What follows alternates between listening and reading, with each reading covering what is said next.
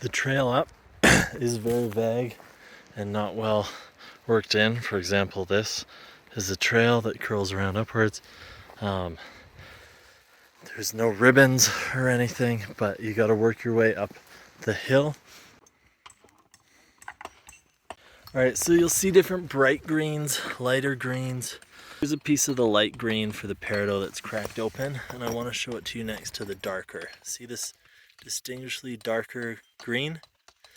That's the chrome diopside.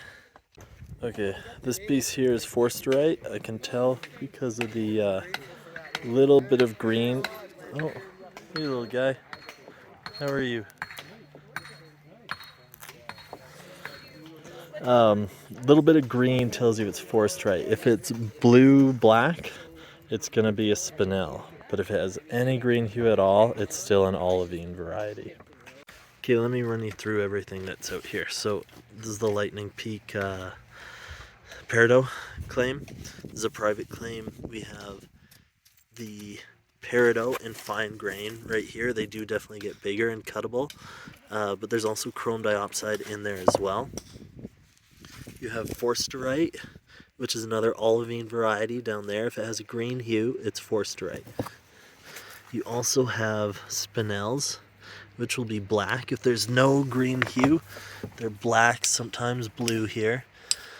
And you also have spinels in larger size as well. Let me see if I can find one for you really quick. This actually, that's a spinel.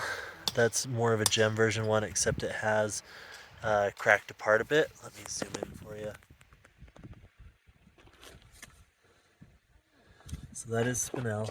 There are finer grade ones that are like a cab variety, where you'll see the lines in the spinel, and I'll show you that in a bit.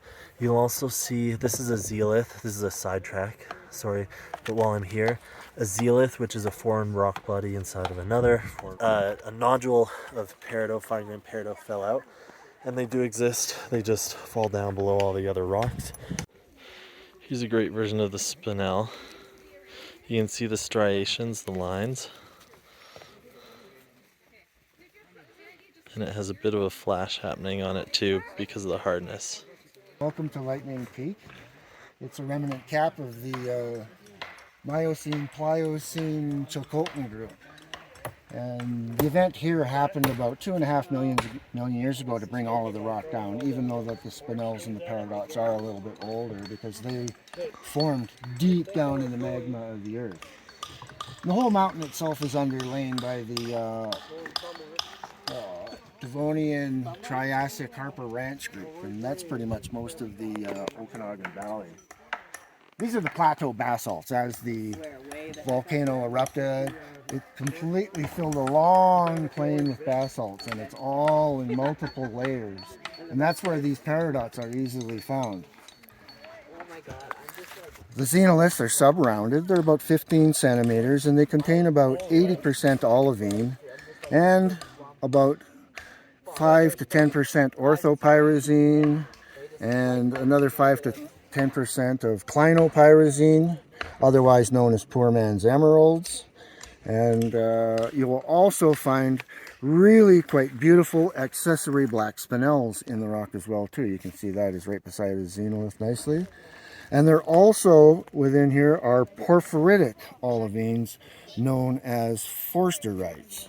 Instead of forming in the xenoliths, which means a foreign rock within a rock, these xenoliths either form all by themselves, the porphyritics form all by themselves or with a slight little bit of peridotite around them. And we should have a few shiny black spinels in here somewhere. They're right inside there as well too. And really nice ones in there. And of course the orthopyrazine, which is really very beautiful. A lot of these are mistaken for weathered and oxidized, but it's actually not. These are the nature of the phthalites. In this particular instance, they're tiny granular crystals. But up in that area over there, we get phthalites, which are the more massive mineral variation of the same material. The entire boulder field is strewn with it, although it's few and far between the big coarse pockets. And you can see the Vernon Club here is having a great time looking for those pockets today. So hopefully they'll find some big stones. And right over here is the ideal coarse pockets.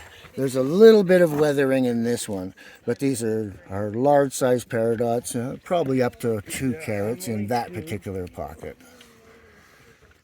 So how do you get them out? You just start chiseling at it? Ideally, you want to find the flat ones. And when you find the flat ones, they seem to split around it very easily.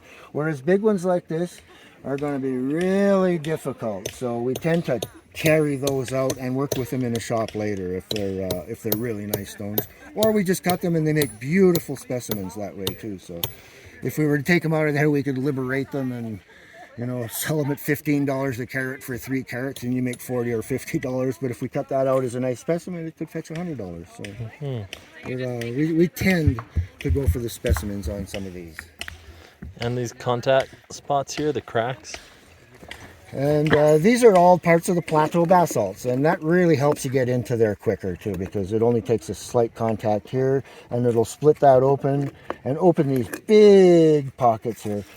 Quite often, most often they're small, but sometimes you'll open them up and there'll be a great big pocket, and then you'll have a nice time picking those out of the rest of the pocket. And they fasten up quite beautifully because most of the stones from here have pretty good quality overall. We don't find many cloudy ones here. We find more micro fracturing than we do dark or cloudy here. So we're really lucky that the clarity here is superior to most of the other peridot mines in BC. Cool. Thank you, Dave. You're most welcome. I'm not Cool. talented enough. So I know what that is. Okay, you want to see spinel? If you want more of it? Oh, he's taking a picture. Hang on. I don't know what. Called these guys? Pika. A pika?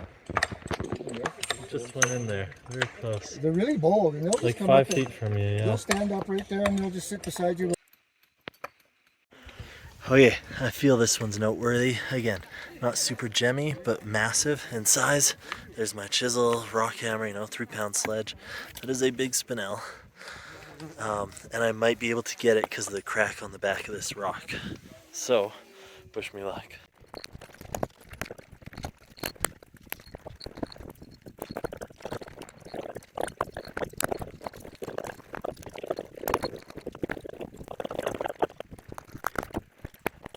Look at that. That's what we got. So it goes deep to about there. So I'm going to cut the rest of it out on a water saw. But that's it right there. All through there. It's a good spinel. Okay, I'm back at the shop now with the high-speed production saw. So we're going to take this spinel out, the big black opaque one, run it through the saw as well as a few others that I have up here, and we'll cab them up and see what we get. Alright, here's the result of some of them. There's that one I worked so hard on, so let's go ahead and grind these out, see what happens.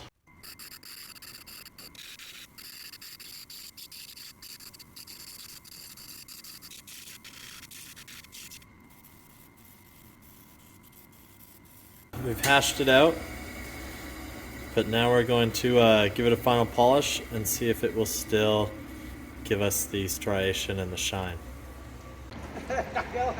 Okay, here's the spinel after being polished up.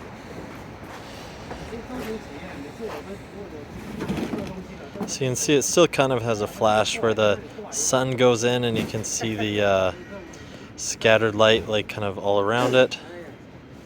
So it does still shimmer, and it has a bit of the striations in it, but it's not as intense actually as it was in the rough. So next one I'm probably going to do is a rough cab with just a shaped bevel.